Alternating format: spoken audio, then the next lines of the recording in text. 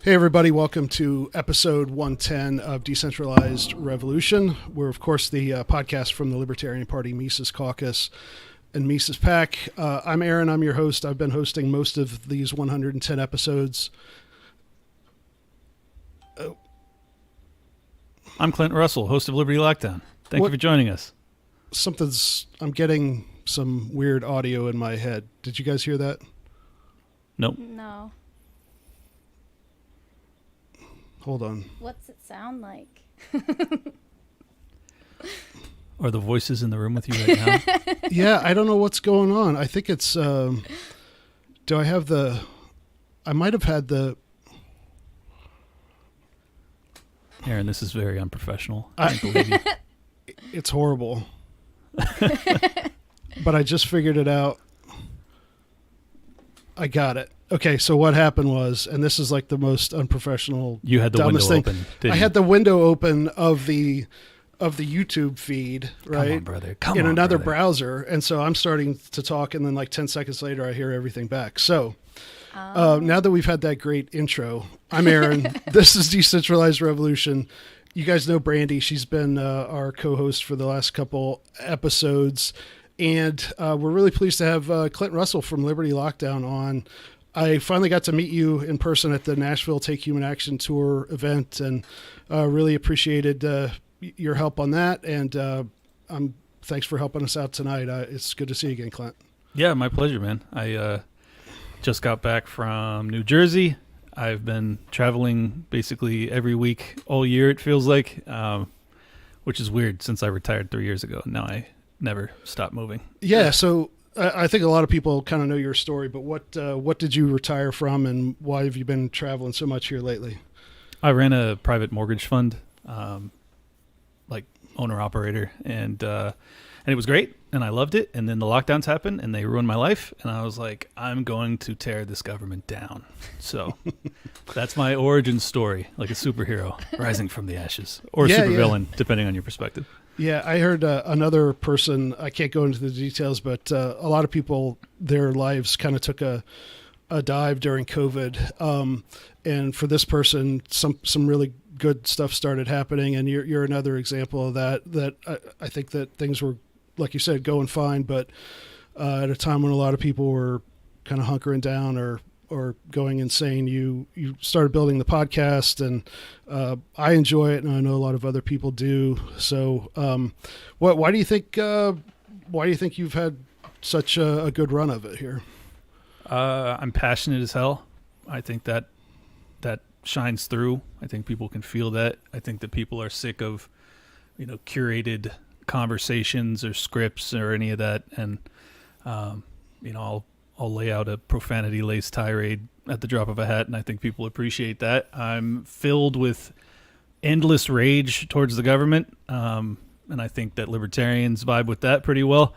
Yep. And then, I don't know, I just I love what I do, and I think that shines through too. So I think those are the ingredients that have helped me be successful. And then on top of that, I'm pretty good at networking, and a lot of my heroes have taken me under their wing and had me on their shows and let people know about me. And I think that's been the secret ingredients. Yeah.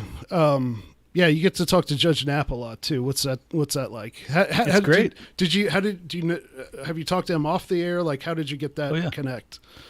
It was actually his producer that reached out to me, and they said that they liked what I was doing, and he wanted to do a 20-minute hit on my show every week, a hit just being a short-term interview or short-length interview. And I was like, you got to be freaking kidding me. Judge Knapp wants to do a hit on Liberty Lockdown once a week? Like, this is unbelievable. So I immediately said yes. And unfortunately, because I've been traveling so much, we haven't been able to do it weekly like we used to. But we try and still do it, once or twice a month. And he's awesome. I mean, he's very supportive, always seems to really enjoy coming on the show. It doesn't ever seem like I'm, putting him out to do so. And I'm really grateful for that. I'm also really grateful for the success that his show, Judging Freedom, has had. It's just exploded in popularity. His interviews with Colonel Douglas McGregor have been incredibly eye-opening as to the counter narrative on the Ukraine war. So it's totally surreal. I mean, like for me, when I was in my 20s and he was doing, I forget the name of the show, but it was on Fox News for like 5 years, and it was like the only libertarian I got to hear from, and now to be like personal friends with him is just surreal. Yeah. So, yeah, he's great. I sometimes back in the day you would see him on TV and he'd go off on something and you expected somebody to come from the side of the stage with like the shepherd's hook to like pull him off. It's like, I can't believe he's actually saying this stuff. They did eventually. They finally realized like, oh, this guy actually believes in the Constitution. We got to get him off the air. Yeah. Were you always a libertarian, Clint? Yeah. Second gen.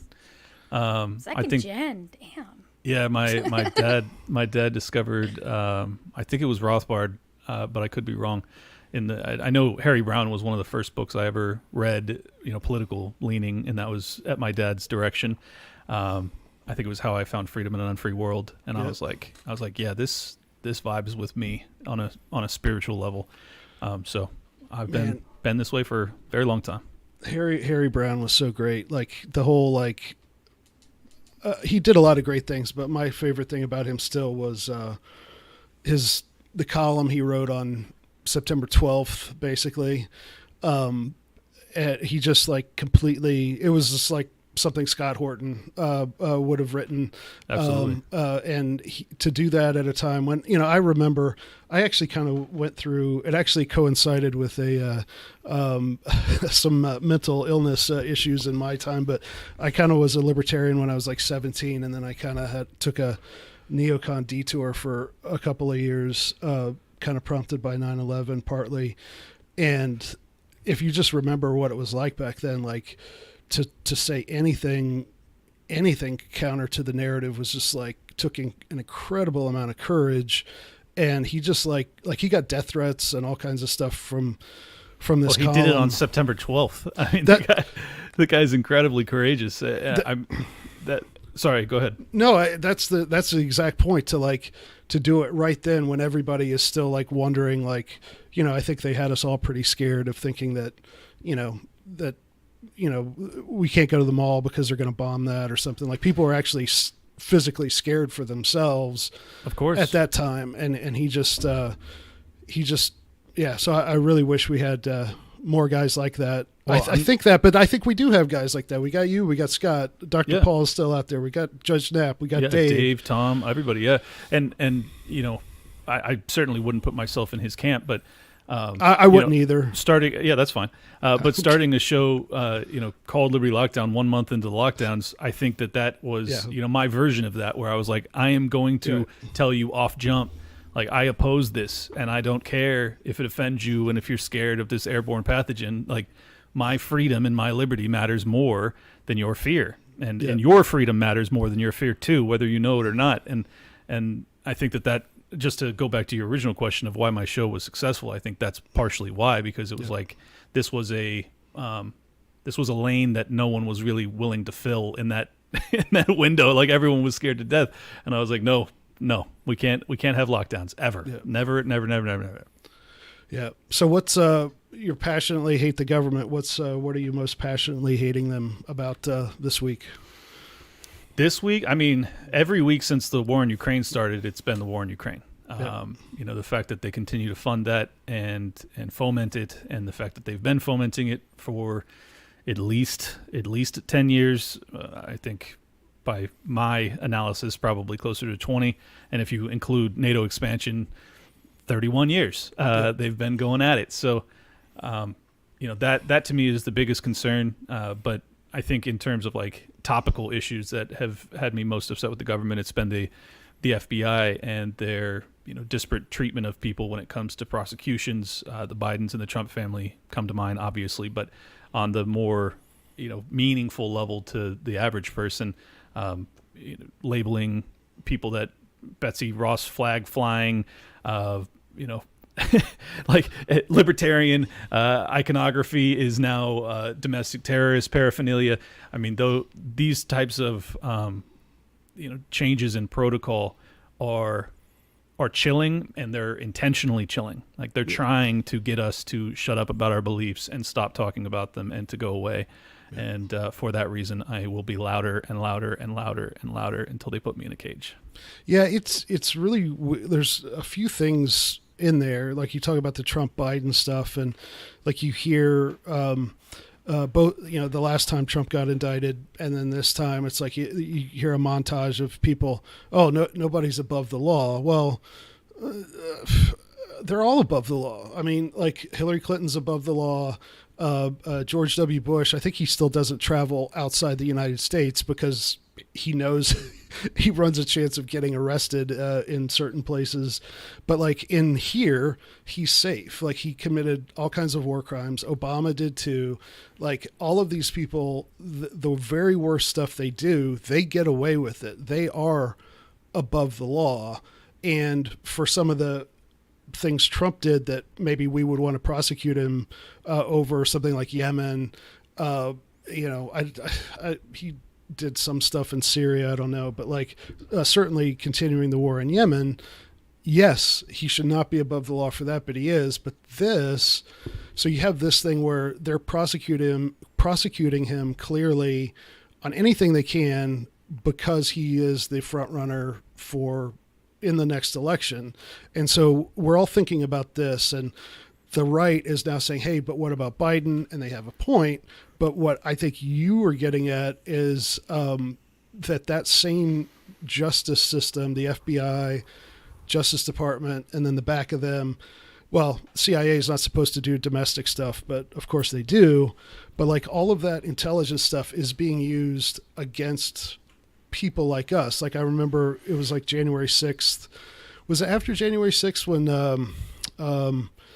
what's the guy's name? Not Clapper. The guy who used to be a communist who was at the CIA. Oh, Brennan. Yeah, Brennan, who listed all these people, and it's like, oh, even libertarians who are enemies of the country. Yeah.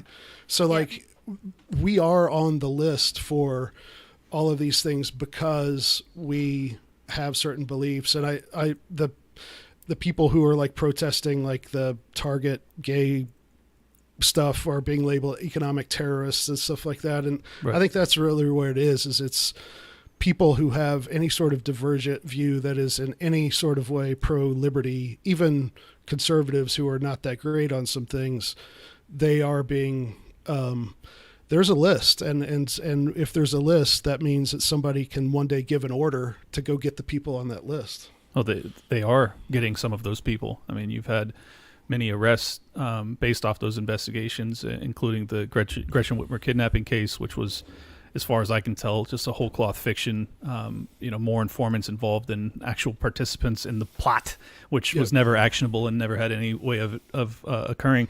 I mean, on top of that, you also have the school meetings where you have parents which are concerned about either masking their children or the curriculum when it comes to kind of a sexual progressivism ideology, and they're being labeled as potential domestic extremists and being investigated and spied upon.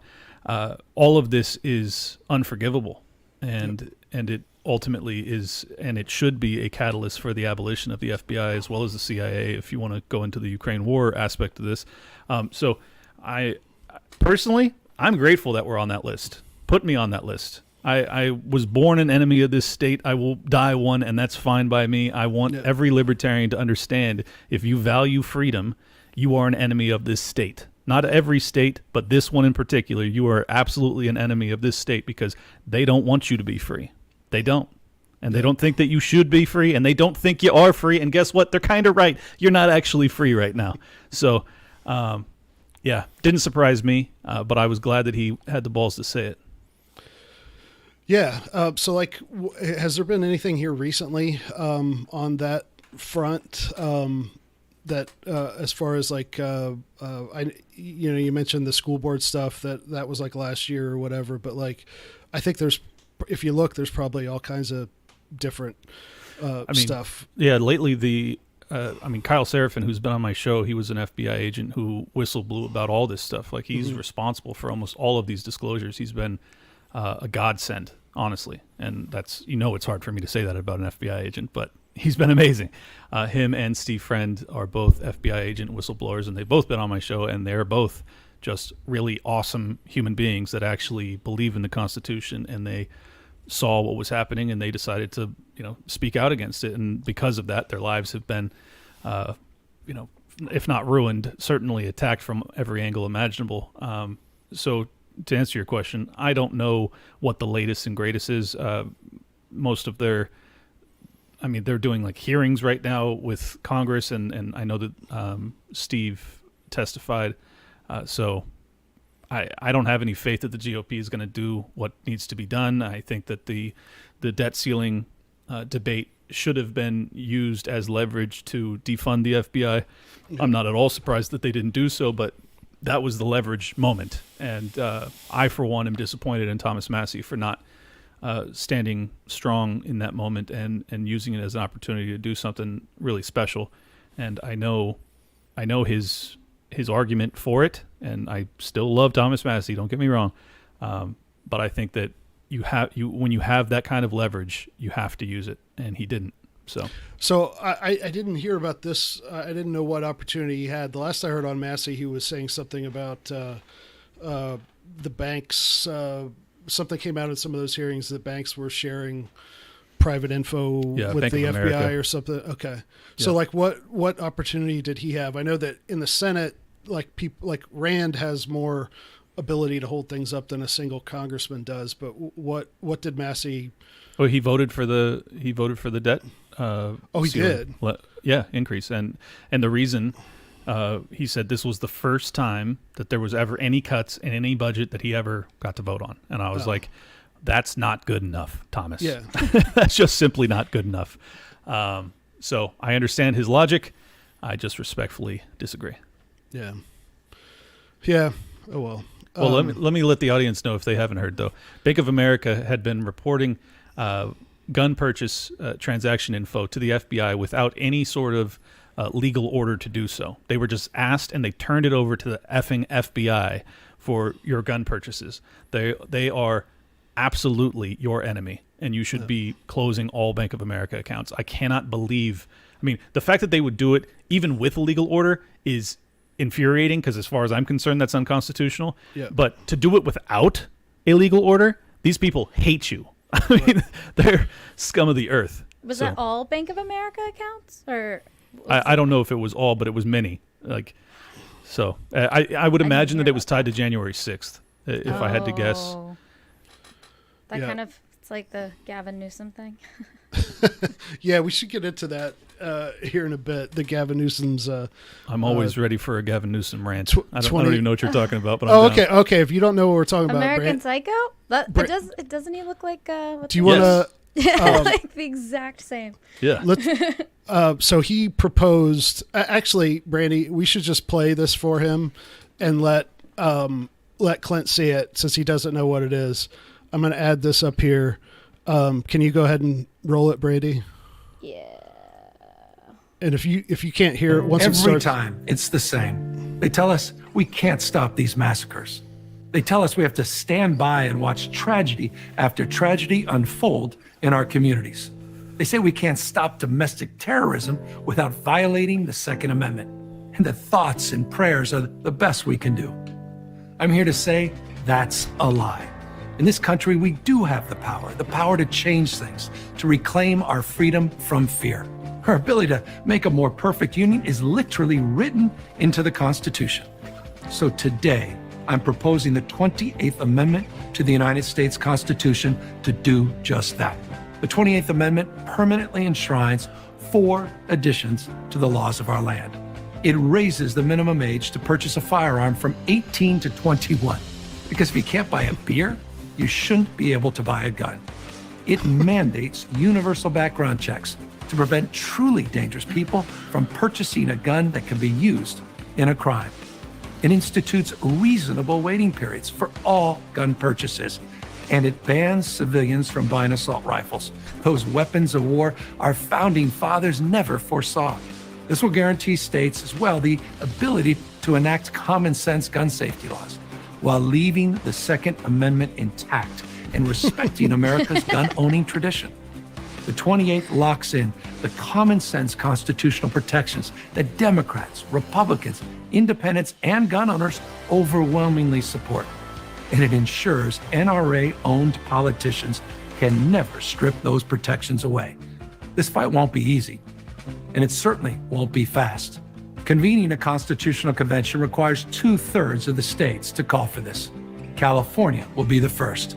But that's just the beginning. Join us by going to campaignfordemocracy.com and signing the petition. To protect our communities and protect our freedom, support the 28th. All right, Clint. Orwell didn't dream big enough. To protect our freedoms, we must ban guns.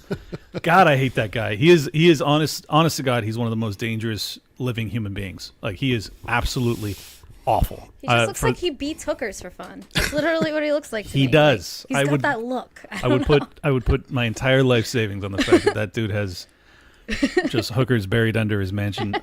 No, he pays for it, definitely. You can tell. Tell he buys them and then he beats the shit out of them. Right. Yeah. That's part of it. He does. I mean, let's just add to how obscene it is that you can enlist and go and fight and die for your country at 18, but he doesn't want you to be able to own a gun at 21. It's like, it's just so arbitrary. Yep. Well, I mean, it's obvious that there's so many things in there. That the first rejoinder is that, oh, you can buy beer. Well, you should be able to buy a beer when you're 18. I mean, I agree. Obviously, Yeah. I mean, there's it's ridiculous if not 16, but like, come on, but I think the key thing in there, the key phrase was, but this is just the beginning, what he's not just proposing a constitutional amendment. It's a constitutional convention, which I have always been, as someone who's been in the libertarian, before that conservative movement, I was a Reagan, my parents were Reagan Democrats, and through high school, I was a Rush Limbaugh guy. So, what's a Reagan Democrat? I didn't know it was a Reagan Democrat. Oh, okay. You guys are too young to know what Reagan My Democrats mom was were. a Reagan Republican. Okay. I don't... Okay. So people from the South traditionally white people from the South were traditionally Democrats after the Civil War because of the Civil War. And so my family is from Eastern Kentucky and East Tennessee, working class. They all voted Democrat, right? But there was a thing called Reagan Democrats where a lot of people who were working class, who had voted Democrat because they were Union or because they were Southern for a long time, especially the Union side, which my dad was worked at GM. So like a lot of those people, because of Reagan's, like, not only the social conservatism, but the fiscal stuff and being like, what Reagan was, a lot of those people switched over to Republican because of Reagan. So that's what a Reagan Democrat is those Union guys, Southerners who became Republicans and conservatives in basically in 1980, basically. So for someone who's been in the conservative sort of side of things and then libertarian, when I read Rothbard at 17 or 18, a lot of people on our side of things will say, oh, we need to do a constitutional convention, right? And go through and fix all these amendments. And from day one, I've been like, that's the stupidest thing I've ever heard. They don't pay attention to and obey the amendments they have now. I mean, kind of the Second Amendment has kind of helped us stave off some stuff over the years, but the First Amendment is trash. Like they don't obey the things now. So what makes you think if we rewrite everything, they're going to obey that? But the real thing is you have a constitutional convention where these idiots can just start putting stuff up from the floor. Do you think we're going to have anything like? No. Healthcare will be a human right, and guns will be banned. I have no interest in that unless it's to move towards secession, because there's 30 of the states have decided that they're sick of the federal government being over encroaching into their decision-making processes. I'd be fine with that, but we're nowhere near that. So I think that a convention of the states would be a catastrophe, personally.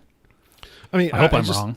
I don't know. No, I mean, of course it would be. It's just like, just imagine, like, I mean, first of all, I hate meetings of all kinds, but like 80 million people voted for Joe Biden, for God's sakes. You think we're going to prevail in a constitutional convention? We're so screwed. Right, and with the deep state and all the again, that would be the most highly orchestrated, behind the scenes, foregone conclusion thing you've ever seen, if it actually did happen. And so, but that's why he's putting it up there, is to try to use, an emotional issue for the left to get an emotional connection for this thing. And so if he's successful, these people on the left are going to be parroting this, hey, we need a constitutional convention thing. And I don't know, I think it's a smart play from his probably be standpoint. Successful in California though, right? Like this will probably happen there. Because he said first we're going to do it in California, so doesn't that mean it will probably, most likely, it's going to happen there? And well, he's got a Democrat state and Senate or like House and Senate, whatever it's called, in the state of California. So yeah, like they can get it, but you have to have 2/3 of the states. Like it ain't gonna happen. So it's just political, maneuvering to present on his presidential campaign. Hey, I'm pushing for this. I pushed for it as governor. You can trust that, like, I'm serious about this.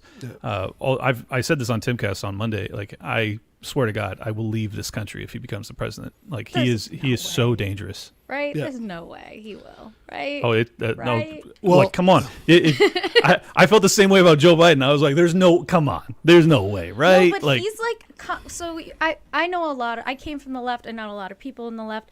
I feel like a lot of leftists, or not even leftists, I'm talking just like your average Democrat, like Joe Biden's like feels like that cushy, like basic Democrat. Like he's not, in their mind, he's not like extremely leftist. He's not very, he just seems like basic old school Democrat, I think, for a lot of them. So I could see they're why wrong, a lot but of I can understand why they feel that way. Yeah. Why a lot of boomers would like think that, because he's been in office since the 70s, like since before I was born, since like 1972. They also like associate with him with Obama, I think, and they all love Obama. He's like their golden child. So I think that I could see that way more than Gavin, just because Gavin is just, I don't know, he just has bad vibes.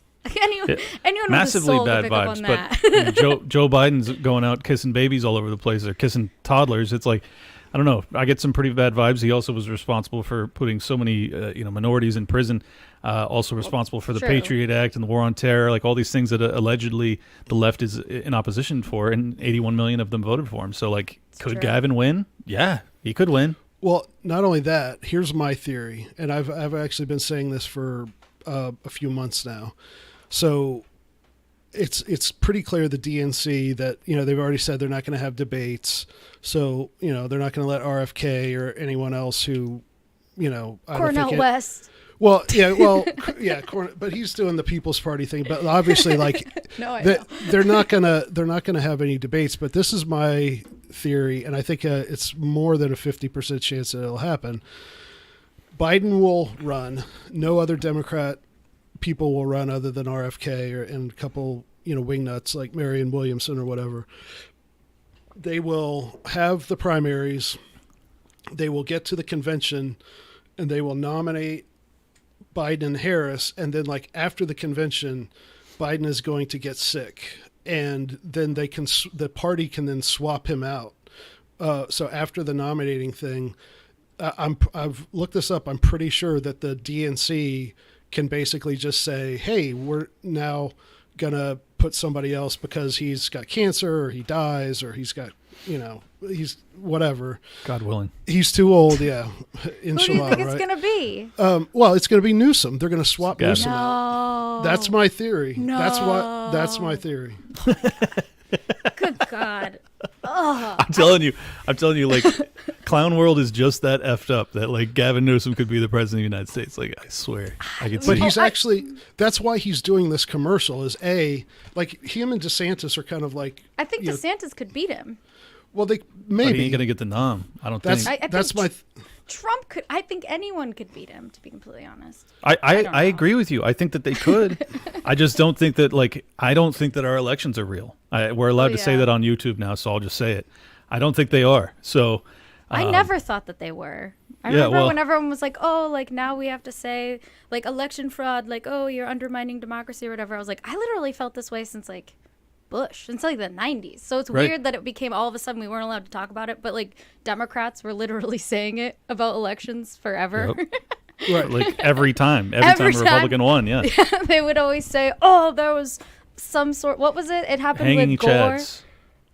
Yeah. It's called hanging chads in Florida. Yeah, the Bush Gore thing, and then Hillary Clinton, they were doing the same thing, Russian interference. And didn't But- Kerry too? There was something with the Yeah, Kerry. there actually was with the Diebold voting machines and stuff like that. That some of the people were saying that that the Ohio, and I lived in Ohio at the time, and I know some people who were kind of connected, and Ohio was like really, really close that year. And there seemed like, it was kind of like late at night that more stuff was coming in. And although that election, I also remember that they kept the polling places open in Cleveland like 3 hours later than everywhere else. And Cleveland is, of course, Cleveland and Columbus and Toledo are like the big Democrat cities. And so we were all thinking, hey, the Democrats Kerry's gonna win, but it turned out being the opposite. But Well, I no, kind of think like it's not just. I don't think it's rigged like just against Republicans or just against Democrats. I think it's rigged for whoever they need in at that particular Exactly. time. And I think Bush was the one that they needed at that Exactly. time. yeah. I think people assume it's like it's rigged against Republicans, but theoretically, who knows? They might need a Republican in to get certain policies in. A Republican could be the person that they need at a particular time. I don't think it's particularly rigged in one direction. Yeah, I don't think it's partisan either. I mean, just look at the Yeah. FBI's shenanigans. They were responsible for suppressing the left big time in the 60s. Oh, yeah. And now they are almost entirely dedicated to suppressing the right wing. So it's not about it's not at all about partisanship in terms of like it's just about the deep state and who they want. And I know that sounds conspiratorial, but I don't care. I think it's the truth. I think that's exactly how it works. Agree. Yeah. I think whatever's going to bring the agenda in, and we don't know, we might not fully understand what that agenda is. So Yeah. it might not make sense to us. We might think that we do, but I Yeah. don't know if we do. Well, I think I have a good idea just because, I mean, they don't hide it much anymore. Like when they talk about the Great Reset and the World Economic Forum dictates the UN Sustainable Development Goals, the Agenda 2030, like I think that's the overarching plan. I just think that democracy is kind of the window dressing on their actual intentions. Like we vote, but did we? I mean, even when Trump got in by accident, like did we get anything different other than maybe we delayed World War III by 4 years? Like I'm not sure that we get anything for our votes, honestly. Trump is entertaining at least, but I really think He's hilarious. He is the best. So many, but I really think that DeSantis is the deep state candidate because, like, when you think about it, That's why I think he could win. that's why. Yeah, so like because like he was like wasn't he like in Gitmo and like a Navy lawyer guy, Yeah. and like the Navy spook guys are like way back to like the Office of Naval whatever back in the Naval intelligence. yeah, O&I with Remember the Maine and all that stuff. Like those guys have been. It's possible. I don't know. I moved to Florida to be under him as a governor. Sorry, that sounded homoerotic, but I don't have any faith in the guy. I like in terms of geopolitics, I don't have any faith in him. I just think that he was far superior on lockdowns, and I had to choose between him and Gavin Newsom. I made my choice, and I'm not upset with it. But at the same time, like I would rather, honestly, I know a lot of libertarians are upset with me for this, but of all the candidates that are running, RFK Jr. is my preference. I think that he is the most like ready for martyrdom. It's genetic with him, right? Yeah, dude. Like he's like, yeah, the CIA killed my dad and they killed my uncle, and I am ready to die to see them abolished. Yeah. And I'm like, I fucking like you, dude. Like you're cool. So that's my pick right now. I still have trust issues with him too. Sure. I don't know. I think it's because of the name. I don't know. I think, yeah, it would take a lot for me to trust. Did you read his book about Fauci though? No, I mean I can agree. I agree with him on that issue, but it also makes me nervous on his fundamentalist climate change. Yeah. Ideal. Like I've That watched concerns me too. I've watched videos of him historically, on that particular topic, and it does worry me. And I think that something like the Green New Deal he would vote in, but he might, but so would Joe Biden. So it's not like yeah. I mean, here's my angle on it is like, there's nothing more important than avoiding World War III, abolishing the FBI, and abolishing the CIA. Like, those are the three things that matter more than anything. He allegedly is fully committed to all three of those things. So you might want to mute that while you're doing that, Aaron. Oh, sorry. I'm an idiot. I thought I did. So, like, if he's serious about that, then he has my support, you know, because I don't trust Trump at all. Like, Trump talks that way somewhat, but he had 4 years and he didn't do a damn thing. So, you know, I'd rather have an outsider that seems. But he's not really an outsider, because he's kind of like in it a little bit. Like, I mean, if he's not an outsider, the media sure treats him like he is one. They hate his guts.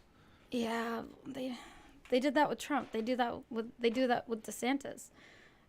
I almost feel like it can sometimes be an illusion, like, of what they want us. I mean, I'm pretty conspiratorial too, so it's like everything I'm saying is very conspiratorial-esque. But like, I think that's why I try to just stay very skeptical and not like go full-fledged like, oh yeah, I support this person. Like, I agree with you that like he sounds good on paper, but people can just say whatever they think that the populist vote is going, like whatever's going to get them the populist vote. And it feels like he does kind of like move along the tides. He deleted a lot of old tweets. Like, he's, you know, he that kind of behavior just makes me be like, like, do you mean these things, or are you just someone that really wants to be in office? And I am always skeptical of politicians. Yeah. I don't trust any of them. So when I say that he has my support, I mean it as in, like, of the options that I have, I think he, like, if I'm going to have one of these lunatics rule over me, let's give that guy a go. You know, like, that's it. I don't think he'll necessarily do any of the things that he said. I haven't had a politician that's done basically any of the good things that they've said my entire life. So I sincerely doubt he will. But in terms of like rhetoric, he is most closely aligned with me in a lot of ways, and that's very weird for me, because I've never had a Democrat that I aligned with more than the GOP candidate, because I don't want a big state, and usually the Democrat candidate wants to grow it, you know, very rapidly. So I don't know. We'll see. I very much like him being in the mix.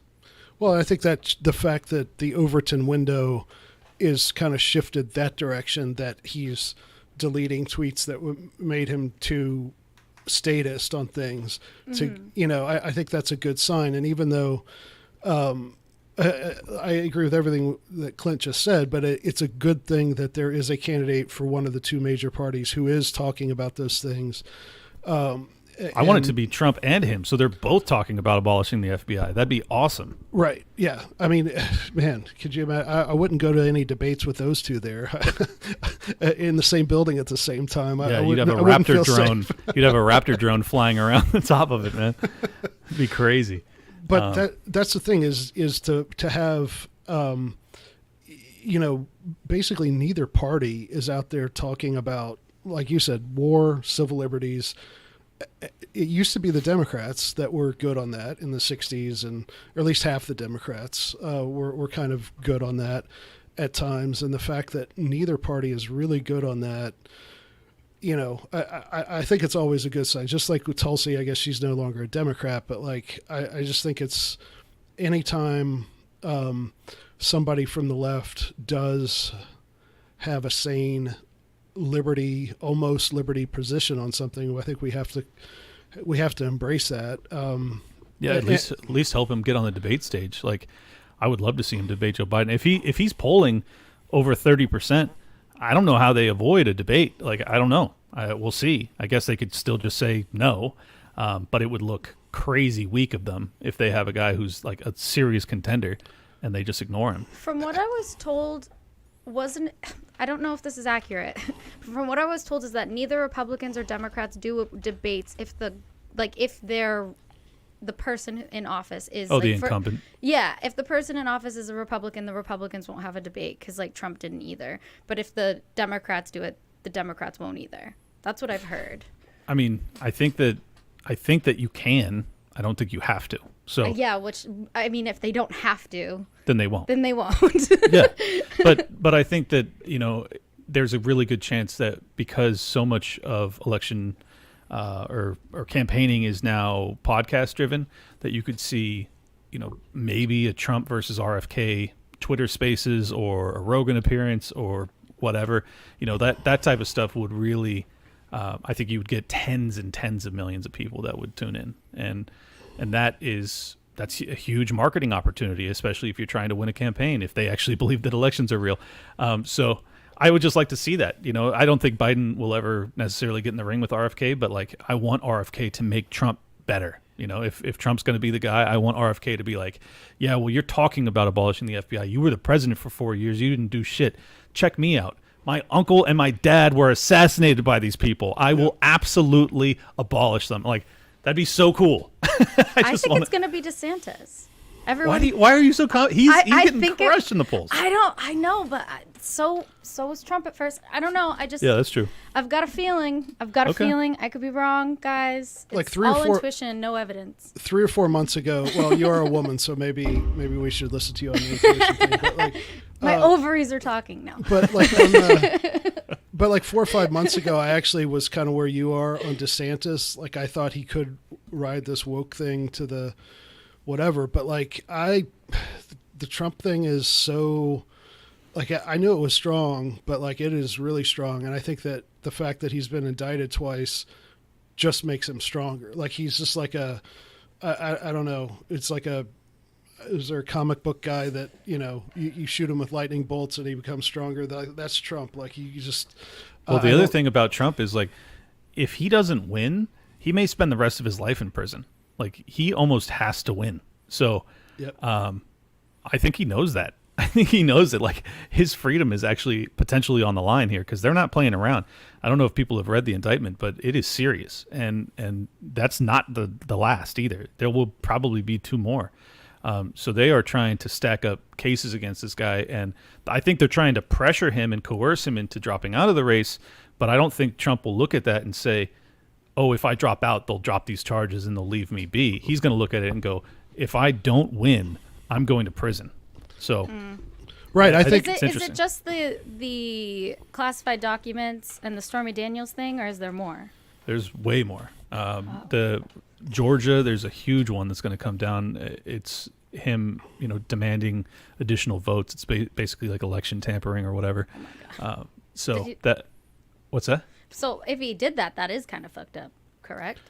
Well, I mean, kind of, but there's actually, I don't know if it's audio or if I just read the transcript, but I didn't find it to be criminal in nature. He said there's no way classic Trump, no way I lost this, go find me 200,000 votes. He's just being fucking New Yorker guy. So I don't know. I don't think any of these are really serious cases personally, but that doesn't mean that he won't get thrown in prison for it. So, but yeah, that's exactly the point. Is what we were saying earlier is that he is not facing charges for Yemen. He is facing charges for this, and that just and with these classified document stuff, isn't there stuff in there about Iran and different stuff? I mean, it's all deep state. Hey, you shouldn't. It's all the deep state protecting its own. But really, I don't see how they're that stupid to think that somehow this is going to keep him, because obviously it doesn't make him less popular with half the country. And obviously, like you said, Clint, it's not making him less likely to run. Even if they set him down and was I guess they could sit him down as, hey, there's a plea deal. We make all this go away. Yeah. If you, and we promise Look, not to put you Joe in Biden prison. could pardon him. I mean, he could. Guess, yeah. He could say this has gone too far. We're not going to. This is America. We don't prosecute our political opponents. I'm pardoning him because they have some handshake deal that Trump has said I'm going to stop running. That's unlikely. I'm not saying it's probable, but Or if they can do the same thing possible. to Biden, What do you mean? couldn't they potentially do something similar to Biden? Didn't Biden have classified documents? I mean, I'm sure there's plenty of illegal things. So for example, this could just be what they do to not just Democrats, but in general, if you have a candidate that you don't like, you can just try to be look at all this illegal shit that they did. If they could do it to Trump, couldn't they do it to Biden too? Well, they could, but the thing is that Biden does whatever they want. So they're not going to do that to him. That's the whole reason that they bury Every single thing that Trump has been accused of, the Bidens are guilty of in spades. I mean, they are like, you have him demanding the firing of Shokin, the prosecutor in Ukraine. He says, I'm going to withhold $1 billion of aid. They say, oh, you can't do that. You're the vice president. He says, call Obama. Oh, well, what do you know? The son of a bitch got fired. I mean, he's on tape saying that. You now have an informant that comes out, says he received $5 million to do so. I mean, that is really damning stuff, but it's not going to go anywhere because the DOJ and the FBI works on behalf of Joe Biden, because Joe Biden works on behalf of whoever the hell actually runs this country. Yep. So I don't see him being in any danger at all. And I mean, the only reason he would step down is because they said, you've served your purpose, go away. Go away, you imbecile, you deranged, brain melting out of your ear, old piece of garbage. I mean, I hope that they do that, honestly. But couldn't the GOP or some people in the GOP collectivize? I don't think so. Do Listen to like yourself. That? You're asking yourself if the Republican Party is going to stand up for something and actually follow through on the rhetoric that they. I mean, I would love for that to be possible, but I just don't. If there was ever a time to go after the FBI, it was last 2 weeks ago during that debt ceiling debate, and they didn't do it. Yeah. So I don't think they're going to do it. I don't. Yeah, they never will. They'll talk when they need to, but that's why you have to have an executive that's willing, and you have to have an executive that's willing to die to get it done. And RFK Jr. is the only one that strikes me as potentially being willing to die for his beliefs. Unless we have a good LP candidate. Come on. All right, in terms of being able to win is what I meant. Do you think RFK can win? He's not even gonna. You think he's gonna get the primary vote? If elections are real, then he could win. I thought we already established that they weren't. No, I don't know. I don't know that they're not. I don't. I honestly don't. I mean, the fact that Trump got in, I don't think that was supposed to happen. So but because that happened, I think that they've really battened down the hatches, and they now really, really are going to make sure that this election goes whatever direction they need it to go. Yeah, I told Aaron, I think that Trump could have been in for a purpose. I think that he might have, you think it's an accident. I think maybe he was the scapegoat that they needed. He was potentially controlled opposition without knowing that he was controlled opposition. Yes, and a lot of people do say that, but I just don't buy it because of the treatment that he's received, after being in office, and not to mention the multiple impeachments during his time in office, not to mention the spying and the investigations that happened from the FBI before he was even in office. It just every sign points to him being an outsider that they very much did not want to be in there. That's my read of it. I could be wrong, of course, but I think the simplest explanation, and I think there is some documentation for this in all the DNC emails and stuff like that, of they pressured CNN. They were like, oh, in the 2016 Republican primaries, they told CNN and all the places hey, we want you to highlight Trump, Cruz, and what's the guy, the Ben Carson. Oh. They're like, we want you guys to pay attention to those three guys because they're the crazy ones, right? They're not the respectable Republicans. Give them all this attention. Yeah. So the Republicans will nominate. Yeah, so they'll nominate a clown, and Hillary can walk right in, and so that's why they hate it so much. And Hillary Clinton is so detestable that she couldn't beat the clown that they chose for her. I mean, that's amazing. And then on top of that, she is simultaneously setting up a completely false investigation based off of information that she planted with the Steele dossier. I mean, it's unbelievable. It's unbelievable, all of the different angles of shenanigans that were involved in the Trump presidency. But just to make it very crystal clear, never voted for the guy, not even once. Yeah.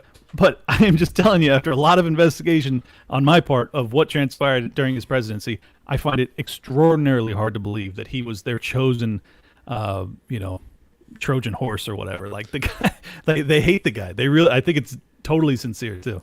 Yeah, I think he was meant to be the Washington Generals to Hillary's Harlem Globetrotters, and he decided to. And the Generals won. The Generals won. Generals hit a windmill dunk on that bitch. I have heard that Bernie, I've heard that people say Bernie stole a bunch of Hillary's votes because people were very passionate about Bernie. But he wasn't even in the race. I know, but couldn't people write in? Isn't there a way for people not to vote? I wrote in Ron Paul, so did I steal a vote from Trump?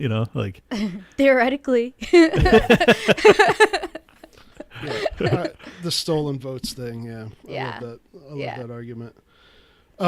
So yeah, we talked a lot about this stuff, but like, Ted Kaczynski, that is people have been talking about him a lot, and he's kind of had in the libertarian world, and I think in other places too, I think people, the last few years have, gone back and looked at some of the things he said about, industrial society, right, and its future, right? But I think that consequences. Its consequences. Oh. But like, I really think that like, there's a lot there. Oh, the Twitch streamer has a problem with that. I'm shocked. Well, I mean, obviously, I'm a pacifist, more so. A lot of libertarians obviously are not, but I am, and so like, I definitely don't agree with doing what he did. But like, it's hard to me. Just more and more, you see the effect that, and not to pick on internet people, but because we're all on the internet and more than we like it. But I remember I was an adult before I had the internet, so like, I know what the world was like before, and for as many great things that the internet does, I can watch the Cincinnati Reds anytime I want to, from anywhere in the world. I can listen to whatever music I want, just about whenever I want, and it does give us a lot of stuff. But like, I think it really has. It definitely has some drawbacks, and I think that's why people. I see people this are argument very like similar. I need to let Brandi rip. I can tell Yeah. she's chomping at the bit. No, well, because I see this argument very similar to what people say about capitalism. So I know a lot of commies. I used to be a commie. Someone's asked in chat, were you ever a Democrat? No, I was a communist. I was anti-capitalist. I was like all the way, like on that side, and I see this anti-technology, anti-modernity, the argument, you replace those words with capitalism and you would be the exact same argument. Like, I know leftists that say the exact same thing about capitalism, and I just think it's bullshit, because I think 200 years ago, 85% of the fucking world was under the poverty level, and the only reason it's not is because of the Industrial Revolution, and you're gonna fucking bitch about it? Like, suck my dick. I don't know. That's Well, how I that like. that There was are Scott- what? Oh, I was just going to say that was Scott Horton's angle on it, and I don't disagree with you guys on that. I think the Industrial Revolution has provided abundance in a way that you can hardly even quantify.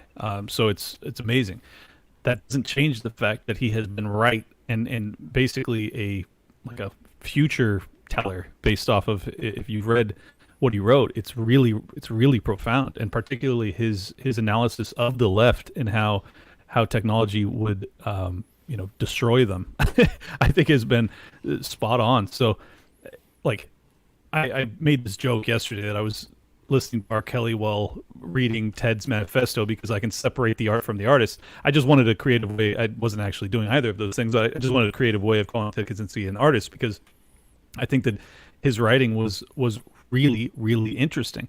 That doesn't change the fact that he's a murderer, and it doesn't change the fact that R. Kelly's a pedophile. Like they're bad people. I just think that I forget the name of it, but his manifesto, like the primary one, when I read it, I couldn't believe that he wrote it before the internet was even being used. It was really, really remarkable. So I think that I'm in between. Like I He think was also a climate change fundamentalist. Like 90% Yeah. of his qualms with technology was due to the fact that he thought we were destroying nature. he was also tortured for years. No, of in course. MK Ultra. And I've read some of his manifesto. Like I can say I just don't think that I don't even think that his critiques of left was that original or compelling personally. But like, in terms of how the internet has basically because I think that broken this is their all brains. it's all also just people not taking responsibility for themselves is what I always kind of bring it back to. Like everyone just looks for a boogeyman or something to blame. Like, it's capitalism's fault why my life sucks. It's technology's fault. It's modernity's fault. No, it's your fucking fault. Like, that's my perspective, is just like, take responsibility for yourself. I think that on an individual level, you're absolutely right. But on a collective level, you can see the consequences of people, like the algorithms, the fact that people are, you see so many more kids that are anxious and suicidal and depressed and all these things, like that coincides almost exactly with the advent of social media and the uptake of it. So I think to dismiss that when we're talking about kids, we're not talking about adults. Parental. I think parents need to you're take right. more control here. I agree. I agree, but it doesn't change the fact that the kids. To the individual level. I agree with you, but I'm just saying that there are consequences of the real problem is that the technology and the increase in the utilization of this technology occurred at a pace at which humanity has never encountered. I mean, and it's increasing, exponentially every couple of years. It's really remarkable, and I just don't think humans are we're not adapted to that yet. Like, we're not capable of really adapting to it either. And I think that's the reason that he was profound in his analysis, is that he saw it before it was even happening. So that's the reason I think he's worth reading. Well, I don't think he's not worth like deifying like some people do. Exactly. Well, I think that's where my problem lies, is that I see a lot of libertarians deify him, act like he was just this. A lot of it's in jest, just so you know, because I know a lot of the people that most of it's in jest. There's a couple people who shall remain nameless who I don't think are joking, but and wasn't he pen pals with like Greta Thunberg, or was that not true? I heard no idea. That was true. Crazy. No, I heard that Greta Thunberg was like pen pals with him. Was she trying to be like one of those prison brides? The people who marry the. She said that she enjoyed his writing, and like that's exactly what I thought when I was reading it. I was like, I could see people Greta that are this, not just Greta, just like people of that like caliber, like people that are. Autistic lefties. Well, autistic anyone, to be honest. Well, maybe that's why I like him. All right. Yeah. Just the autists, man. Here's the thing, though, with the whole. I think we're missing in this discussion of him, and I think that some of his writings he talks about like people being over socialized and through like the education system and stuff like that. And so it's not the fact that there's technology. It's not the Industrial Revolution. The fact that we have much more wealth and have been able to, we have we have tractors and stuff and assembly lines, and now we have the internet. Like, all of those things are tools, and in and of themselves, they have brought a lot of great things, like especially the first couple waves of the Industrial Revolution. Like, people don't starve to death and die at age 40 because of all this stuff. That's good. But one thing we're missing is that throughout all of this, with the Industrial Revolution, with what Clint was saying, it is a very strange thing and very rapid technological growth for, people who are we're hardwired through evolution. I'm a Christian, so I think God started the evolution thing, but like, we're all like programmed a certain way, and the world around us is changing. We're not catching up. And we have this thing called the state, which is this huge cancer growing its tendrils through every part of society. And including that technology. Right, exactly. So this technology is happening. It's very disruptive in a good way, mostly, but you have the state, you have public education, which is, literally socializing people to behave a certain way, think a certain way. Like a 12-year-old boy should be out hunting and fishing and playing baseball. Instead, he's in a room with some person who got a education degree, and he has to raise his hand to go to the bathroom. Like that. I mean, it's an unnatural place that a lot of our children are in every day. And then you give them the internet with all the stuff that's on the internet, both good and bad. And of course it's going to mess people up. I mean, I just don't think people really know.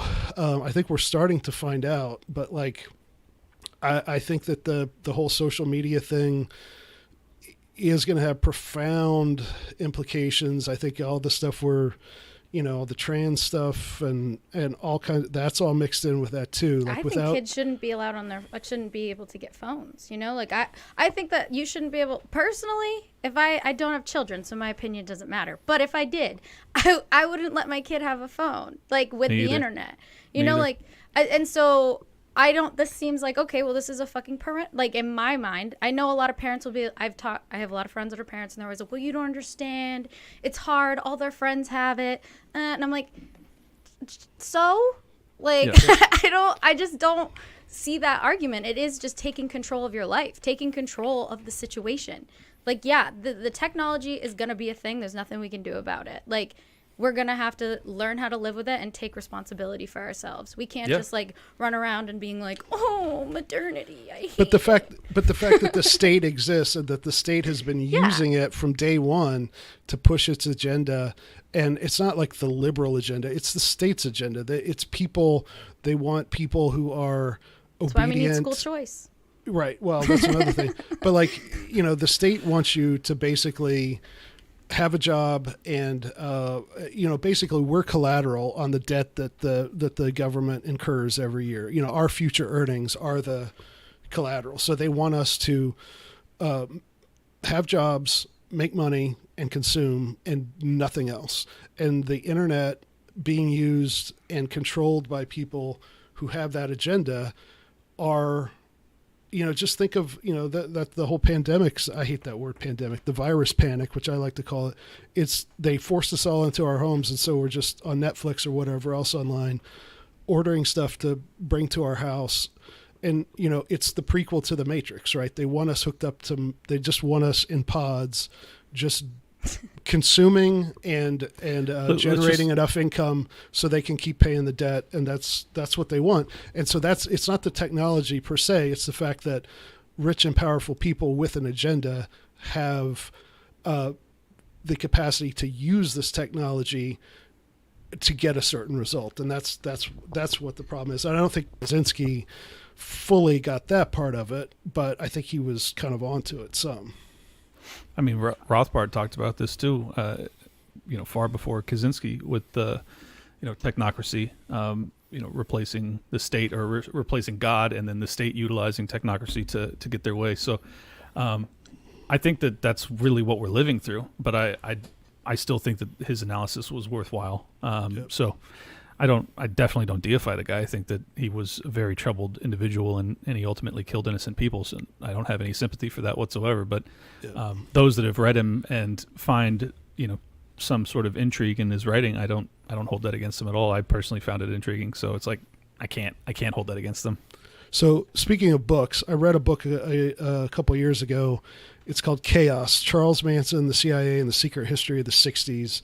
By this guy, Tom O'Neill. And it's basically about all the MK Ultra stuff and how, Manson was also an MK Ultra, they gave him LSD and all that stuff. And it's just a great, it's not just that, it's a really great book. Somebody should make a TV show about it. It's pretty wild. But if you don't know much about that, that's a good book to start with. I have a conspiracy theory on that. I think, because all those, how in the 70s all of these serial killers like popped up out of nowhere. It was like a bunch.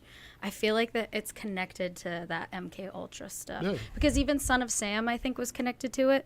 And then also Jeffrey Dahmer was in the military before he started killing all these, and Ted Bundy was connected to politics, and so was John Wayne Gacy. And it's just really weird that they're all kind of connected in some way.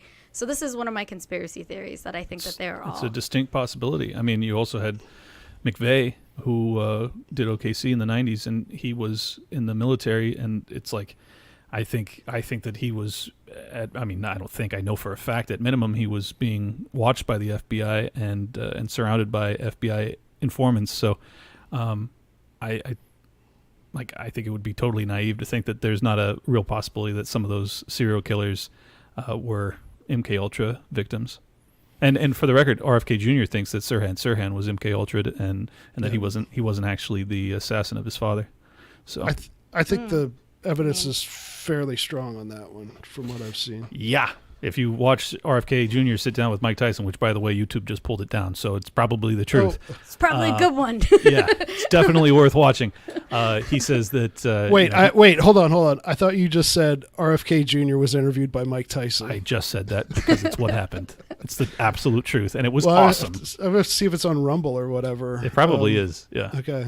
See, how could you hate technology? In what other world would Mike Tyson be able to interview a presidential candidate?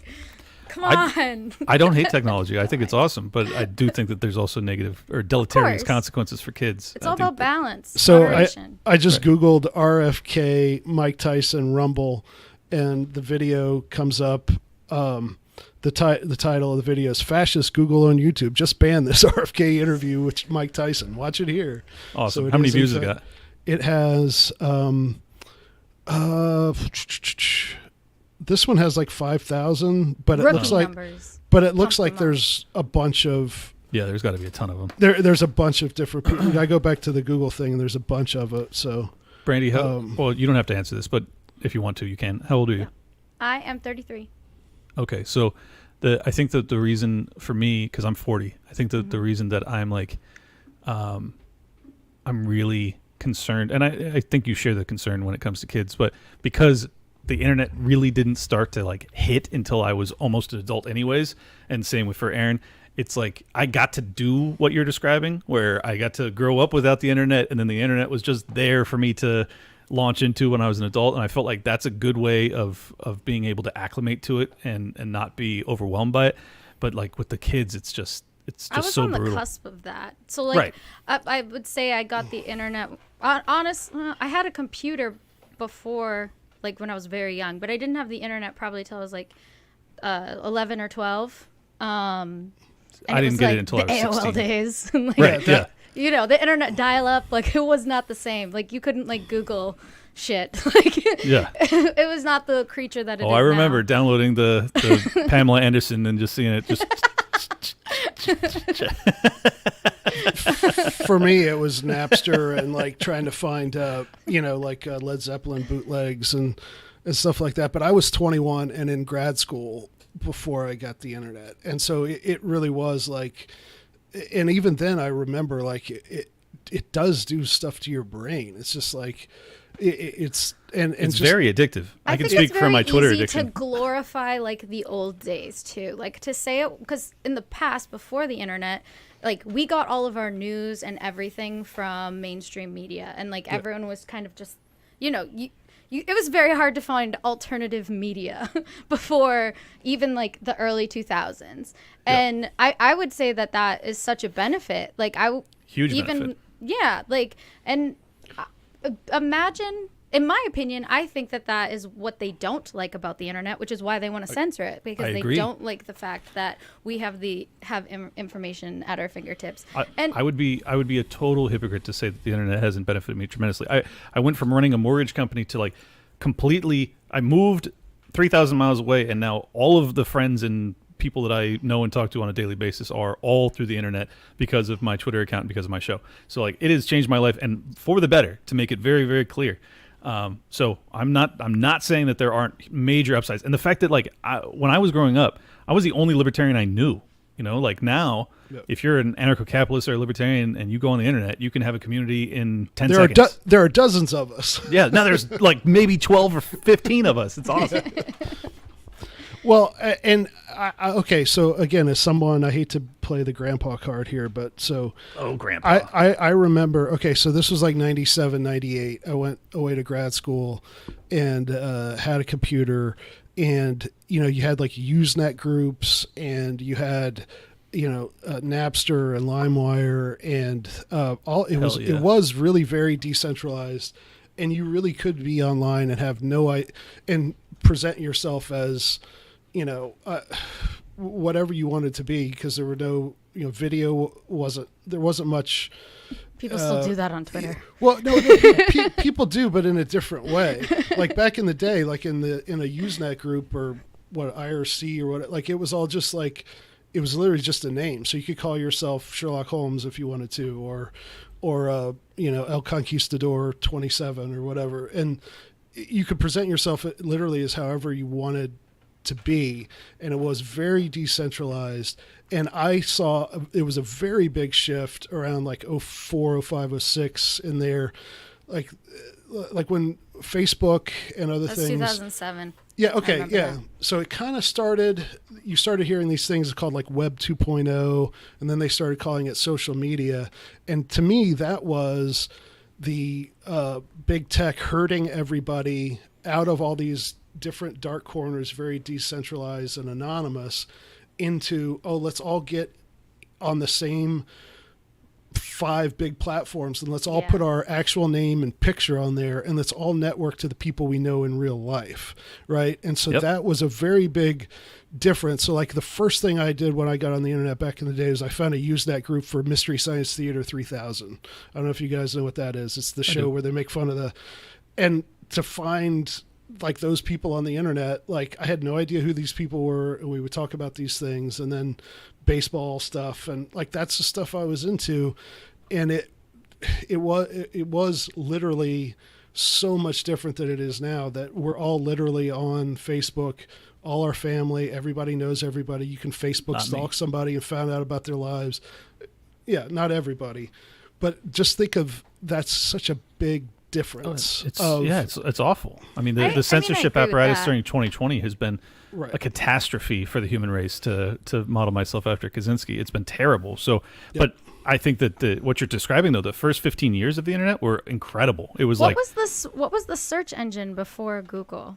Because like I don't remember. I remember using search engines, but I don't remember. Yahoo is what I used before. Yeah, Google. Yeah. There was like Alta Vista. But now they're all connected to Google. It seems like, right? Not all. There's still Bing and other ones. That's Microsoft. They're decentralized. Not. They don't use Google's algorithm. Okay. I know that Bing is, but it's Microsoft, so it's not like it's free search. Because even I think DuckDuckGo uses Google now. Yeah, well, DuckDuckGo sold out hard during the COVID hysteria. Because how can you just like search because I definitely think this is a problem for sure. Because like how do you search the internet now? I think people use TikTok and they use Twitter and they use their social media. But that's not fucking how you get good information either. Well, sometimes it is. I mean, InfoSeek. I'm watching one of those videos that shows the most popular search engines over time. InfoSeek, Excite, Yahoo, WebCrawler, AltaVista. This is like in 1994. And then Google kind of came out of nowhere. Gee, I wonder why, having funding from... Just DARPA funding. No big deal. Lycos was a big one. But so I think that's what it is like they took something that was very decentralized and anarchic in the actual sense of the word, meaning anarchy, meaning without a leader, not chaotic. It was chaotic too.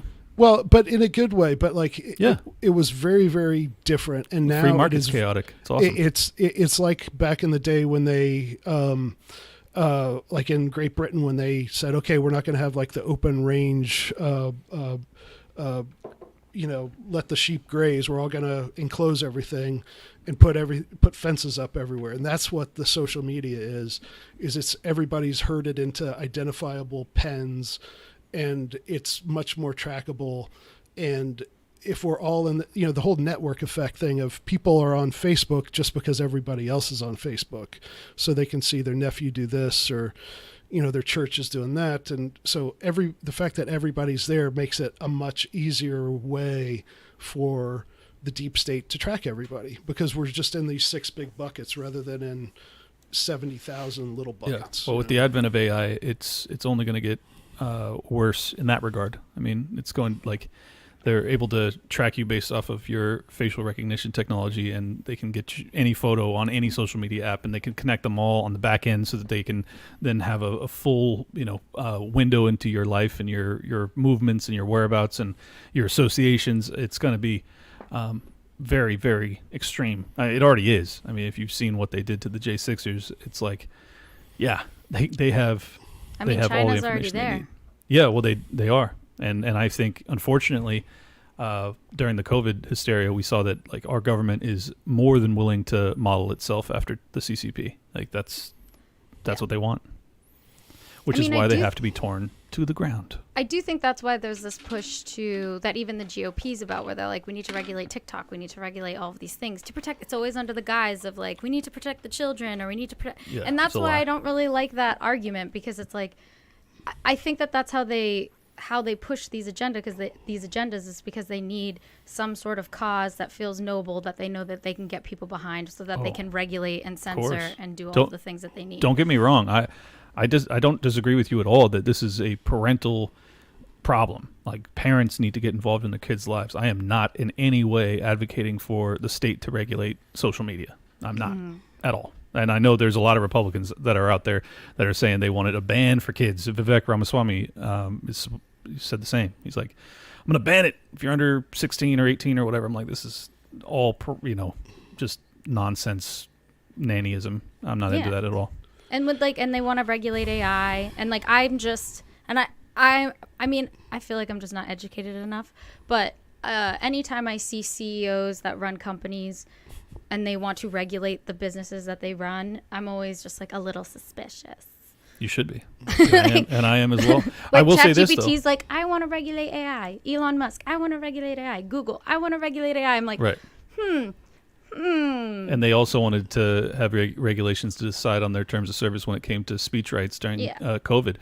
I don't trust any of these people. And they're all, I mean, really the only answer is to diminish the size of the state. All of these major corporations are essentially like they're only doing business at the blessing of the state. Like they all know it. And that's the whole reason that capitalism looks as terrible as it does right now, is because they are all, it's fascism. I mean, that's what we're really up against, is actual fascism, where you have big business and big government that's working in tandem to circumvent scissoring. Our Bill of Rights. Yeah, they're scissoring. Exactly. And we're caught in between, and it doesn't feel good.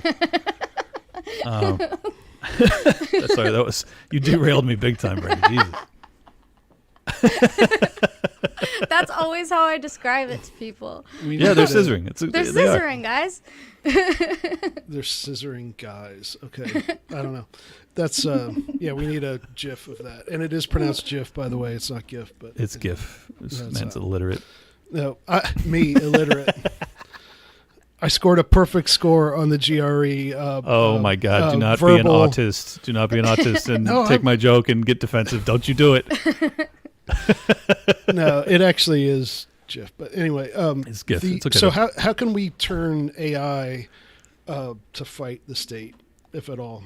I'm not qualified to answer that question, but like everybody is. I have a silver lining on this. I think that the most free AI will dominate in a way that the woke and the regulated ones can't possibly compete. So ultimately, competition should force some AI developers into delivering exactly what you're describing. And if they do, and if it becomes the best, then it'll be a massive tool to fight against the state. But don't you think that might be why they want to regulate it? Because if they create these regulations, then it will create these barriers of entry to smaller, decentralized AI companies. That is why they want to regulate it, of course. Which is what pisses me off.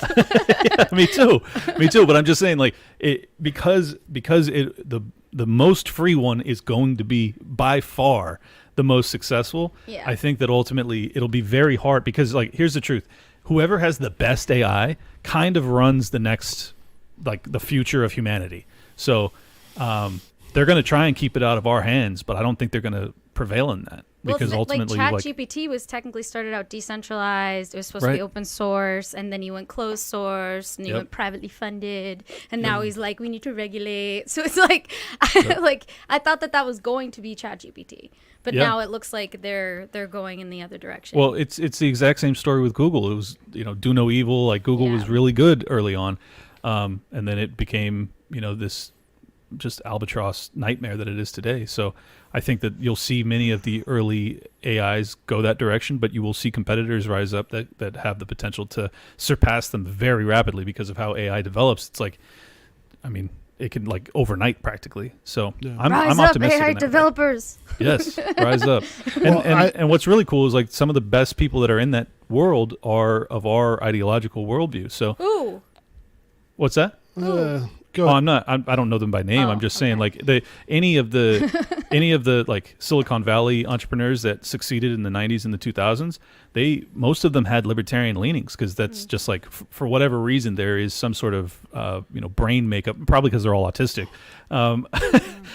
Like they tend to produce products that end up being very beneficial to humanity in terms of freedom, and I think that's what will happen here too. But then they also that we talked about this on either last week or the week before about Peter Thiel and Elon Musk are supposed to they were supposed to be these libertarian whatevers, and they're huge defense contractors, and they get corrupted, but it doesn't change the fact that like I would rather have someone that's creating the new AI to have our worldview when they're doing it. Yeah, they may become worth $1 trillion and become, Hitler 20 years from now, but like I still would rather them be creating it than DARPA. Yeah.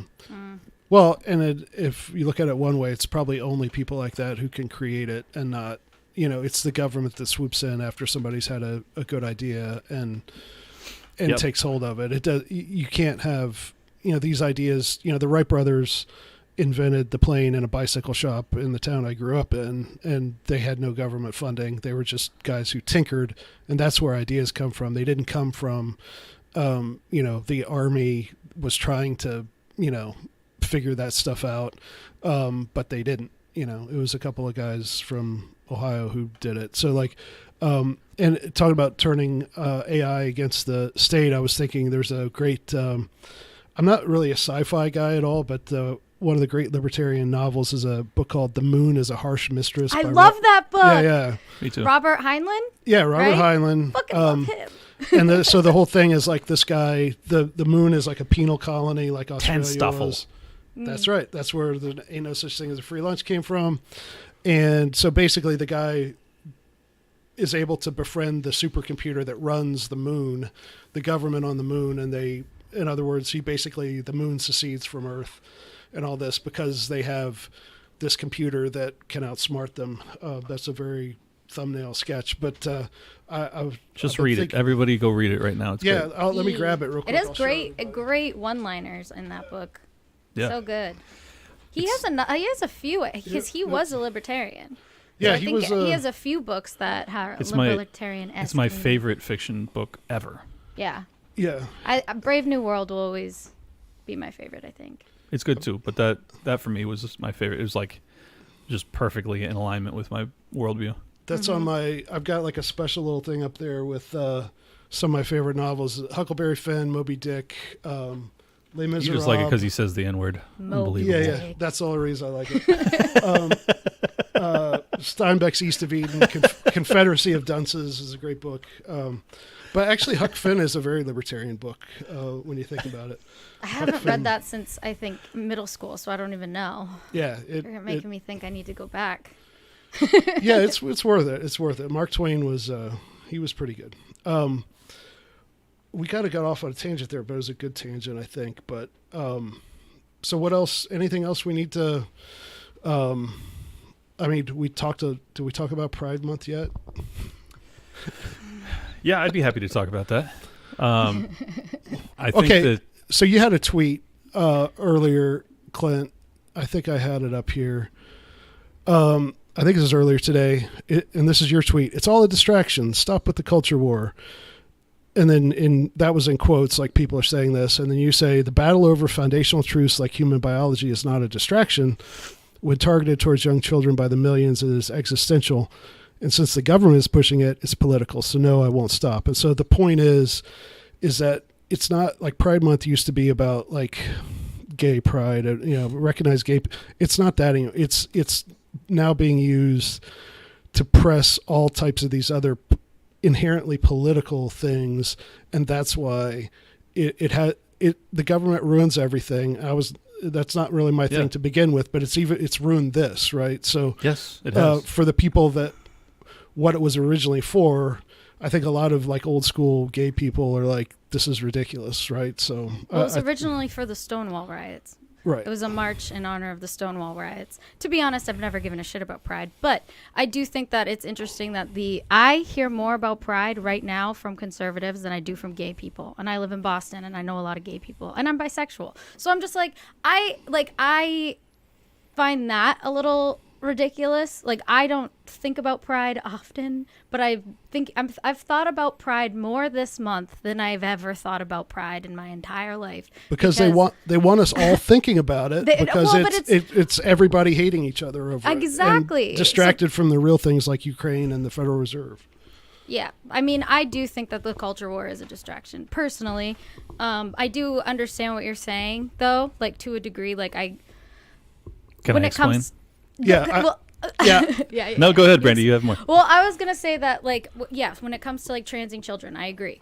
Absolutely not. But I also think that there's a little bit of this issue that we have where something goes viral on Twitter and everyone acts like this is like happening like all over the fucking world. I do think that like in pockets there is this happening and it is bad, but I don't think that it is as like prevalent as everyone is making it seem. I also think it's interesting that in European countries, they already like nixed gender affirming care. Like they didn't need to create this big political fucking shenanigans about it. Like they were just like, this is harming kids. We shouldn't do it anymore. Done. Like no argument. Wee. But here, because this is a political issue, I think Democrats and Republicans are going to fucking beat this issue like a dead horse all the way up until election because they need it. You know, like we could, if everyone could just be honest, we could just be like, yeah, kids shouldn't transition. Done. Woo! Right. Yep. But they're turning it into everyone is turning it into a political football. But I don't think it is a football. Like I think that it really does matter what happens to these kids. And when you have curriculum in public school, which is obviously I'm being robbed to fund that shit. Like it matters. It absolutely matters that these kids are being taught, gender non-conforming sort of worldviews when they're too young to possibly process it. I think it's very damaging to them, and for that reason alone, I would already be involved. But let me add the real reason I'm involved, and the real reason that I find this to be very disturbing is because of ESG and because of diversity, equity, and inclusion, and because of Barack Obama's executive order in 2011 that made it so that every federal department, including the Department of Education, had to implement DEI in their workforce.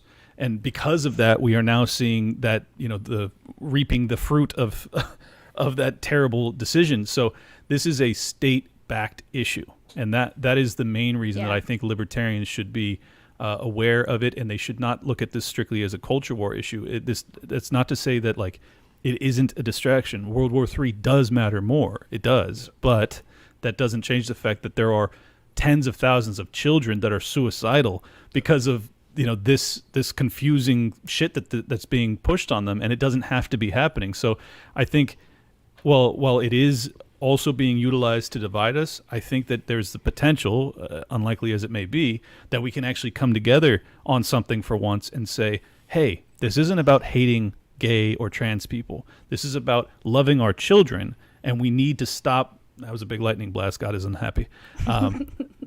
We need to stop with any sort of education that confuses kids and puts them on a path to, self-harm.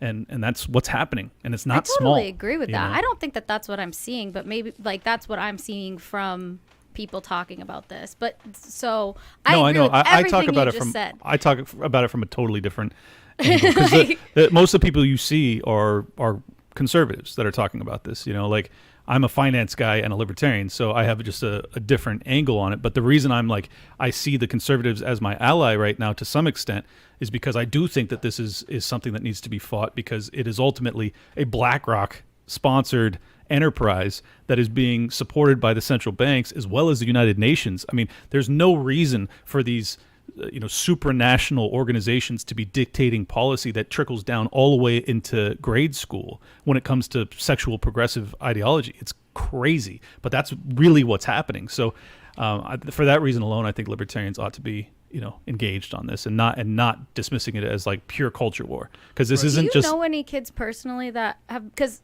I have a lot of friends with kids, and I've asked them, like, because they're like, most of my friends are like Democrat or I would say like neocons, but I've asked them if any of this stuff has come up in their kids' school from like fifth grade. I mean, from like kindergarten to fifth grade, and none of them. I guess they are all in Maine, and I don't really have any in Boston, so it's probably here. But in Maine, I know that it's not there. At least, yeah. I'm just wondering if I think it's primarily blue cities. I mean, yeah, California. Here. I don't know. California, there was. None of my friends here have kids. I know a lot of people that are homeschooling because this curriculum was rolled out in California very aggressively. So, I don't think this is like a nationwide thing where I'm sure like hard South Alabama or something like it's not happening, but that doesn't change the fact that there's tens of millions of kids that are getting this stuff pushed on them. So I don't know. It's both overblown and also not nothing. Is right. Kind of it also saying. Comes down to like, but this is also why I'm passionate about school choice, and also people need to like fucking actually take responsibility for their children. I agree. Yep. I agree, but that's most the people huge part won't. here. So it's like Which is bullshit. I agree. Can But we I'm get just mad saying. about that? I am mad about it, but at the same time, I have to deal with a culture that is melting down around me because the parents aren't involved and they're not going to homeschool and they're not going to get their kids out of these indoctrination mills. So my only alternative is to say, okay, now what political angle can I take on this? And my political angle is to sue BlackRock for breach of fiduciary duty and to try and get any sort of political will to abolish the Department of Education. I think that those two things would actually defeat this. Now, whether or not it's possible, I don't know, but at least that's better than just saying, stop buying Bud Light. You got to go deeper. So is there, I know Ramaswamy guy is talking some of them about, is he good on this stuff? As someone who's maybe into it a little more than I have been, he seems good on it, but like, is there, and I guess this is two questions, but you talk about, I have heard about people trying to sue BlackRock, Vanguard, whatever, for any of this stuff. Is any of that actually going anywhere or what? I don't know that there's any lawsuits that have been filed, but I do know that there have been many state treasurers and governors that have instructed, their DAs and things like that to look into, breach of fiduciary duty. And I think that there's meat on that bone. Like if you get someone who's smart and understands this stuff, and it's pretty complicated. I spent 2 years reading about it to really wrap my head around it.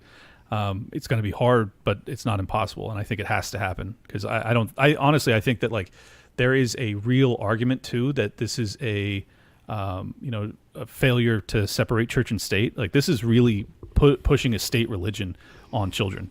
And that's my read of it. A lot of people will disagree with me. That's fine. But I honestly think that like when you have some of these like blue haired teachers that are telling their kids, oh, we're not going to go by he or she. And like these people are really religious zealots and they have no business teaching. And that's my take on it.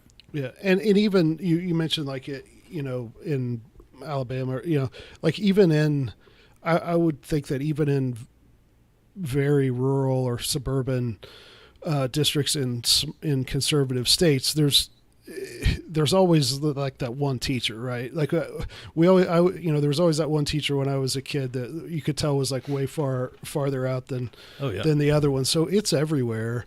And it is, again, it's not the fact that it's there. It's the fact that it is, it's a view held by people who have power over children by virtue of the fact that they have them in a prison-like environment for, 7 hours a day. 7-8 hours a day for 2/3 of the year or whatever. Yeah. And of course it's going to have an effect.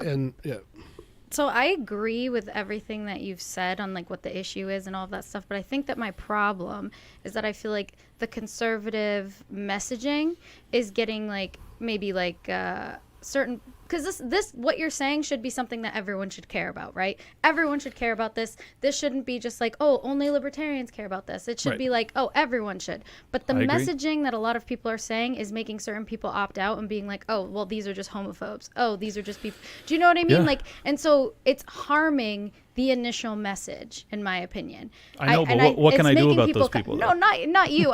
This is just my critique of the internet as a whole and how people, how conservatives and even like, I guess, libertarian conservatives and people act about this, because I think that is, people need to approach this with like nuance and, get people to think about it without like making it, putting them on the defensive. Yeah, putting people on the defensive and masking it with like your biases. Like I don't care what you think about gay people. It's beyond that, Like this is bigger than what you think about this shit. And the truth is, like, most conservatives are fine with gay people. Like most, not all, but most are, and that's progress. I think that's a good thing. No, I agree. So like, it's sad that it's now reverting to some extent, but it's very natural because the conservatives are largely reactionaries. Like that's what they do. They kind of they chill and then they react. Like that's kind of their MO. So I'm not at all surprised, but this is at the same time, I'm sympathetic to them because they have, many of them just kind of like woke up to this phenomenon and they're like, my kid is now telling me that they want to transition and I blame, the school teacher or whatever. Well, I'm sorry. In my mind, I still think you got to blame yourself a little bit, but that's just because I think you have to take some personal responsibility. Of course, but these people are really trusting. Like, they trust the public school system. They're idiots to do that's so. Your but problem number one. Yeah, but they do, and they did, and it's like, and they feel as if they were, betrayed. So you were just talking about being sympathetic, so we don't come across as homophobic when talking about this. Well, you need to be sympathetic towards their plight too, and not just point a finger and say you should have been a better parent. No, I thought we're all conservative. Even conservatives were on the school choice board, like understood the concept of like we need to not trust the public school system. I thought that was like. Yeah, like I thought even Republicans were probably on that half page. of them. Probably half of them are, but half of them aren't. Half of them are still like, I want my Social Security and I want my Medicare and I want my public school. Like that. A lot of conservatives are not really close to us. So I just do think it's interesting that Europe dealt with this issue in a way like smoother way, and it doesn't seem to be becoming a like what you're saying, like a state religion there. Like it seems like they got rid of gender affirming care and like no one's bitching about it. Like it's just that's what's weird. To I don't me. even know. Do we actually know that? I mean, from what we I've just heard, don't pay attention to them. Well, from what I've heard, it's not the same. It's not of the same level as it is here. Like doctors are agreeing. We have medical professionals in the U.S. that are fighting against this. So that's the problem. Is there everyone kind of like said yes. This is wrong. Well, that's all the more reason that I think that it's important that we don't avoid talking about this, because if you have the medical establishment, which just led us astray for 3 straight years when it came to COVID protocols and the medicine that they were prescribing or forcing on us, I don't trust these doctors, and I think that they are absolutely wrong to be mutilating children. I mean, some of them are, and I know you agree. I'm just saying, like, the problem here is more deep-rooted than it appears to have been in Europe, because Europe, the medical establishment was able to review and look at studies, and they concluded, as you've described, that this was ultimately deleterious to the health of children. So they stopped. We don't have that here. You can see the leftist activists that are putting out pieces all the time saying, all 90% of doctors agree, like, we have to do this. This is the only way that these kids stay alive. It's like we're up against it. We're dealing with a completely compromised medical establishment as well as academia. So, and what's weird is the countries that are doing it there are all like progressive. They're considered like, I think it's like the Netherlands. They are progressive, yeah. Like Sweden or Switzerland. I can't even remember all of them. But Finland, they're all like very progressive countries, and they're all saying, no to gender affirming care. So it's weird that. That's what's weird to me. That's why I feel like this is a Brandi. No, I know, but that's why it feels like this is a political football. That they are doing this for a political reason. Yeah. Well, it's both political, but it's also like deeply embedded ideologically in academia in the West, and almost all of the teachers that come out of academia come away with the same worldview, and almost all of the doctors that come out of academia come away with the same worldview. It's very sinister. And it's deep. It's been decades in the running. So it's like, I just think that we all. Academia in European countries, I wonder, do they not have the same problem? I guess not. This is actually I've been thinking about this some too, and I don't know. I've read there's a book called The End of Gender by Deborah So, which is really good, and I've heard some other people talk about how I'm going to pee my pants. I'll be right back. Yeah, how Europe seems to be a little better on things, and I don't know why. I think we need to look into that and talk about it in a future thing, because it is weird that I think there is a political reason for this. I think there really is. I think that there's a reason why they want this to be so, like, in our cultural consciousness, like, and I guess that's why and also seeing people become so. I've been seeing a lot of people kind of, become somewhat homophobic and like open about it because of all of this. Like, and to be completely honest, like, being trans has nothing to do with being gay. Like, they're completely unrelated in my opinion. But I don't know. I just think that there's this quote by Juice Merslu. I can't remember what his name is. He wrote the book called Rape of the Mind. Have you ever heard of that? Brave of the Mind? No, Rape of the Mind. Oh, that's an entirely different word than brave. Yeah. But he had this quote talking about how, like, every every social group has their leading Pavlovian bell. And like in my mind, I look at that as how leftists, it's like racism, bigotry, things like that. Like those are the things that get them triggered. And on the right, it's anything to do with children, which are, it's like, these are all noble causes, you know, but these are the things that like, that can be used against us in a way. Well, and the thing about conservatives, and as someone who kind of came out of that and then kind of dipped his toe back in and then got back out, is the conservatives are, you know, literally reactionary. They react to things. And, you know, Michael Malice said it best, that conservatives are progressives driving the speed limit. So they're heading in the same direction. They're just like, whoa, whoa, whoa, whoa. You know, the whole Don't Say Gay bill, which was like, oh, we can't talk about trans stuff until 4th grade. And like, that's the regressive, you know, Ron DeSantis thing. It's like ridiculous that this is even talked about in schools anyway. But conservatives do not, and never have in this country, had a firm ideological sort of North Star. It's just this vague thing of, oh, the founders this, you know, American values that. It's very vague. It's rooted in the past, and it always kind of, it just drifts, right? And so in 2023, what conservatives believe now as to when I was in high school, like it's ridiculous. Like the you know, what because they're always like, well, we're not going to go quite that far that soon. So they really have no core ideological belief. Whereas libertarians, so progressives have they know what they want society to look like. Libertarians, I think, are the opposite. We're the anti-ideologues.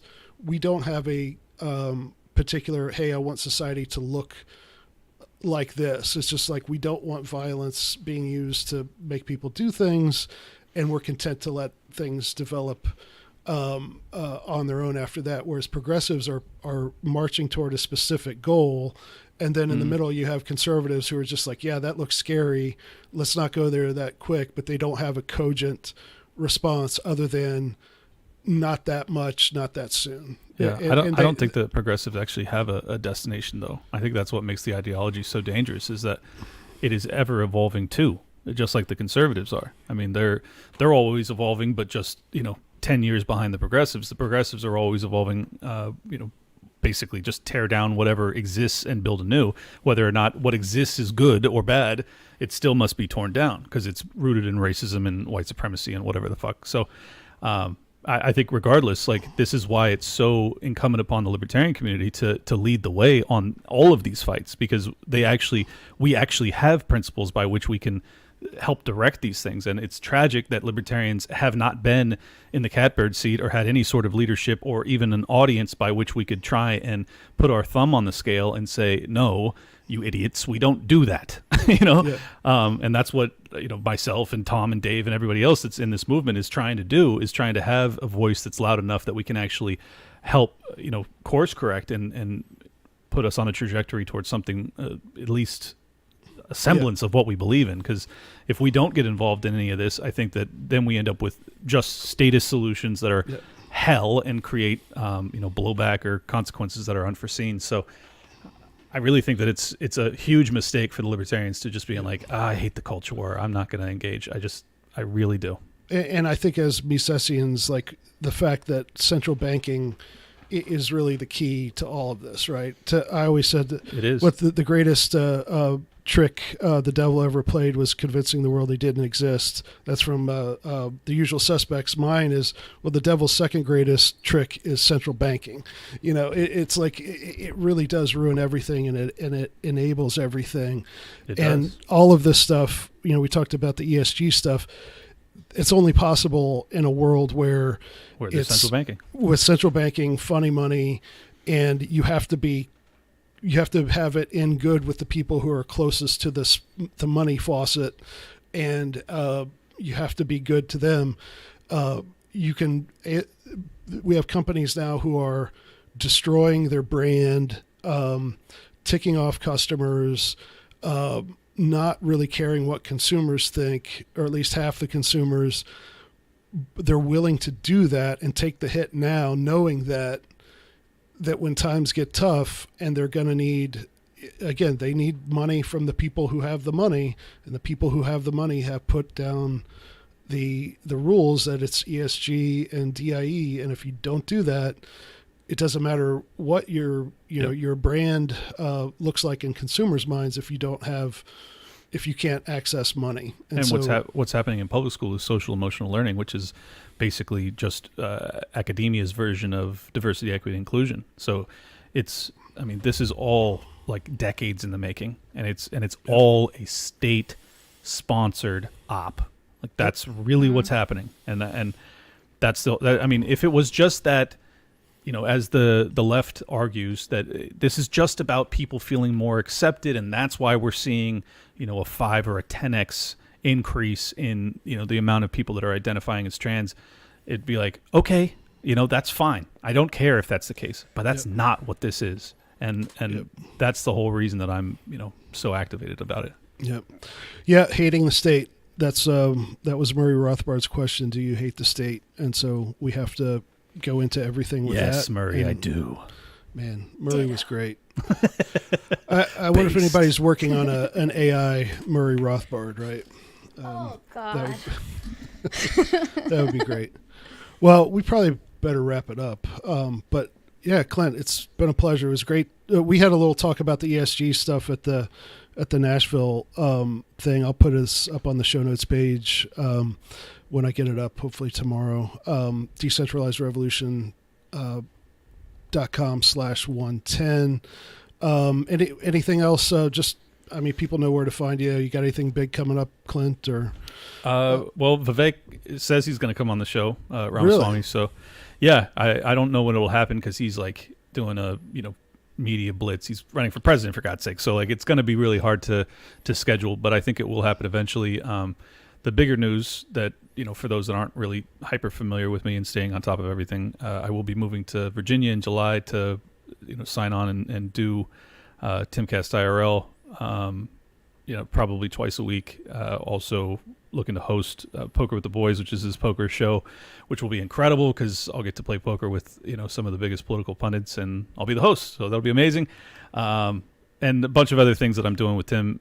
So it's a big change for me. And I couldn't have done it without this community. So I just wanted to, say thank you to you guys. And I hope that you'll continue to follow me as I try and spread our message as best I can.